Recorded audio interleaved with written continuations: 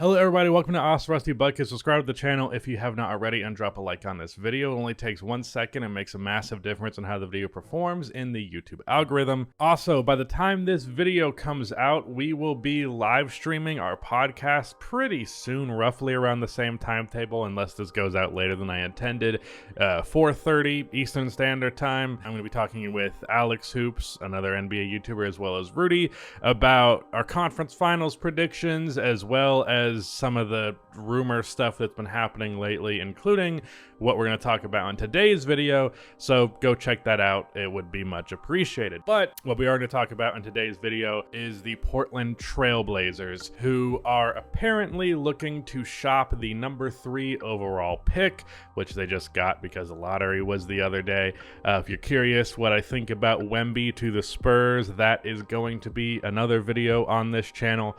But for now, let's talk about Portland, because this exact decision is that of the pattern of behavior that I have complained about with Portland before. I will say I probably went a little too hard on this with my initial take, just given my frustration with Portland. But I still very much stand on the side of I think this is a bad idea. The argument would be that, yeah, Dame's like 32 or whatever the hell he is, and we've been trying to make this work for a very long time. But if there was ever a time to go for it, now would be it, because you have Shaedon Sharpe, you have Anthony Simons, and you have the number 3 pick now, as well as most of your future first round picks. Although, have they gotten out of that at this point? Because I know they traded 2 for Robert Covington, and that like ruined their picks for a while, and like trading them and stuff like that. But I think they're clear of that, unless I'm missing something. But yeah, for the most part, they have their future draft picks. I think they might have traded 1 for Jeremy Grant, but either way, they have this pick, obviously. They have Simons, who is already basically an NBA star, although at this point, I guess like 22 and 5 isn't even like star numbers anymore. So I guess maybe I have to readjust that idea in my head. But at the bare minimum,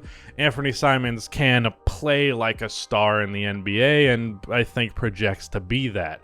I'm also a huge fan of Shaedon Sharpe. He is a super athlete, jumps like crazy. Very nice looking jump shot. I don't know what his actual percentage on the year was, but I know he's had stretches of shooting the hell out of the ball. And I think if you've got a 19, 20-year-old, he might be 20 going to next season, but I know he's 19 this year.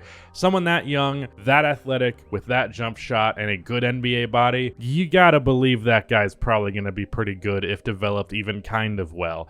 So given that, he's got a lot of upside. Simons has a lot of upside, and the number 3 pick, who will either be, I think his name is Brandon Miller. I don't know crap about the draft, but him or Scoot Henderson, depending on what the Charlotte Hornets want to do with the 2nd pick, because it does make some sense that the Hornets wouldn't want to draft Scoot, given that they already have LaMelo.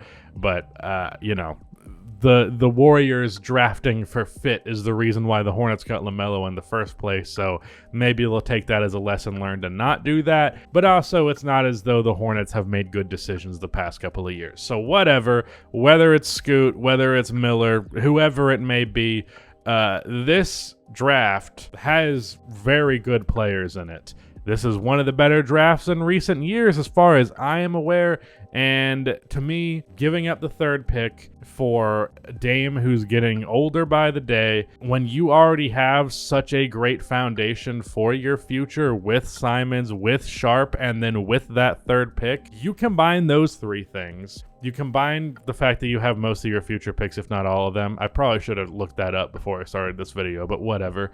You combine all that with what you could get for trading Damian Lillard. Like, we're talking in the likes of like 2 young players with a lot of upside and like 4 unprotected first round picks, or whatever it may be. Because sometimes you can't really necessarily trade 4 unprotected picks because of the Stephian rule and all that. But, you know, whatever it amounts to, a lot of draft capital, a lot of young young players. And you can build that on top of Simons and Sharp. Now, I do understand why you would maybe look at all those assets and say, hey, you could cash in on some sort of star or even superstar level player if you combine all of that. And to that I say, who? Because the only genuine like superstar tier guy that I believe might genuinely be on the market this offseason would be Joel Embiid. If that package gets you Joel Embiid, okay, do that. I won't argue with you. If you can trade for Joel Embiid, do it. But that is the only circumstance in which I think this makes any kind of sense. Otherwise, Pascal Siakam or OG Anunoby. I've even seen people suggest Zach LaVine that aren't Bulls fans, and I'm like, are you out of your mind? Like, you want to trade for Zach LaVine when you had CJ McCollum before,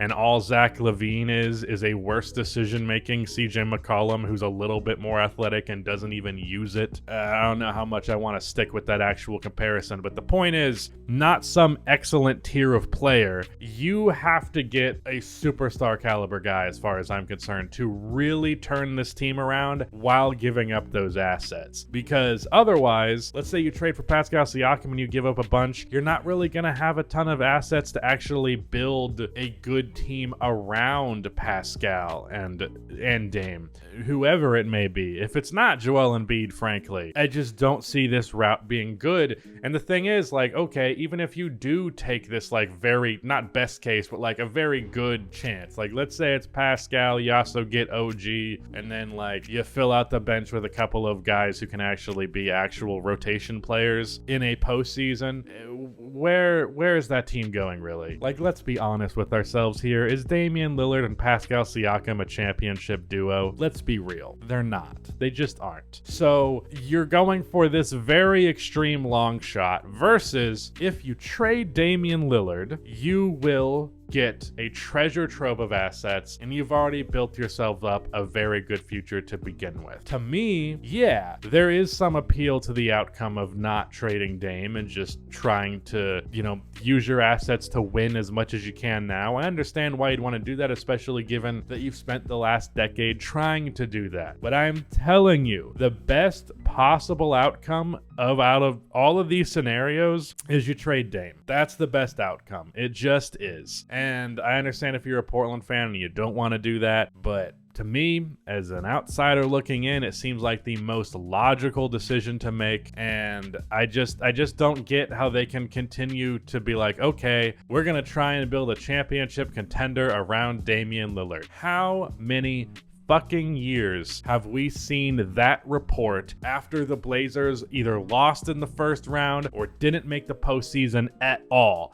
How many times? How many times in a row? The answer is apparently as many times as Damian Lillard can tolerate. And I think that's silly. And I've seen a lot of people argue like the Blazers would like look bad as an organization if they traded a player that was so loyal, but frankly, I disagree. Maybe the culture of the NBA would be different. Obviously, I don't know that really, only what people say about it. But to me, if I was an NBA player and I was looking at the situation Damian Lillard was in, while I would understand his loyalty and appreciate that aspect of him, I also think I would be like, in my head, like, yeah, free me if I was in Dame's shoes. And I think a lot of people feel that way, including NBA players, and Dame probably wouldn't even put up that much of a fuss after being traded. But, I understand why you feel that way. I made a tweet about it that was probably a little too harsh, especially because I've been frustrated with the way the Blazers have ran as a franchise for a long time, and I've complained about it for a long time and been right about it for a long time. And I don't think this pick, trading it, and what you have now, I don't think it's magically the solution. If it is and I'm wrong, then hey. But unless you're getting Joel Embiid, this isn't going to work. They're not going to win a championship. They're just not. The Pascal Siakam and Damian Lillard, they're not winning a championship. They're just not. That's not a dig on Pascal Siakam, by the way. It's just, he's not Joel Embiid, Although, with how he's been playing, how Joel played in the postseason, man, I don't know. But whatever. You get my point. I think it's silly. I think it's, again, just continue not learning the lesson that they should be learning. But yeah, that's it. Shout out to Rudy for editing this video. Again, go check out the podcast at 4:30. But that is it. Goodbye. 'Cause you freaking freaks just can't ever be quenched.